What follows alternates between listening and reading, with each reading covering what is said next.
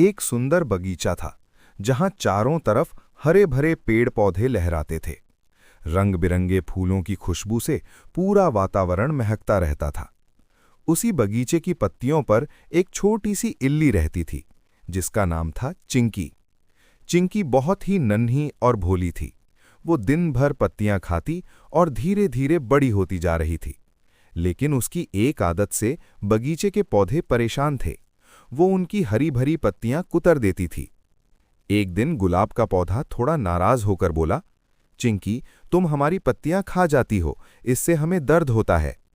चिंकी ये सुनकर उदास हो गई। उसने धीरे से कहा, मुझे माफ कर दो, मैं ऐसा जानबूझकर नहीं करती। मुझे जीने के लिए खाना तो खाना ही पड़ता है। पास ही खड़ा आम का पेड़ बोला, हम तुम्हारी बात समझते हैं, लेकिन हमें भी थोड़ा बचाकर रखना चाहिए। चिंकी ने सिर झुका लिया और मन ही मन सोचा कि वो सबको दुख नहीं देना चाहती। समय बीतता गया।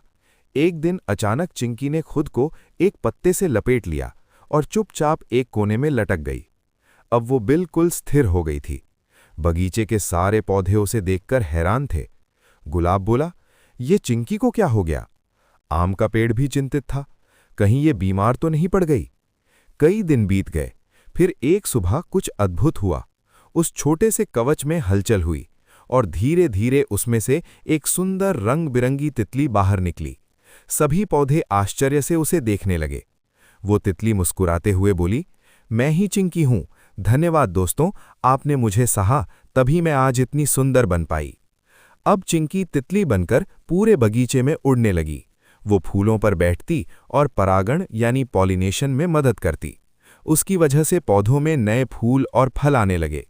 गुलाब मुस्कुराकर बोला, देखो, जिसे हम पहले नुकसान समझते थे वही आज हमारे लिए वरदान बन गया। अब बगीचे के सभी पौधे खुश थे और चिंकी भी अपनी नई जिंदगी में बहुत प्रसन्न थी। तो दोस्तों, इससे हमें ये सीखने को मिलता है कि प्रकृति में हर जीव का अपना एक महत्व होता है। कभी कभी जो चीज़ हमें शुरुआत में गलत लगती है वही आगे चलकर कुछ अच्छा बन जाती है।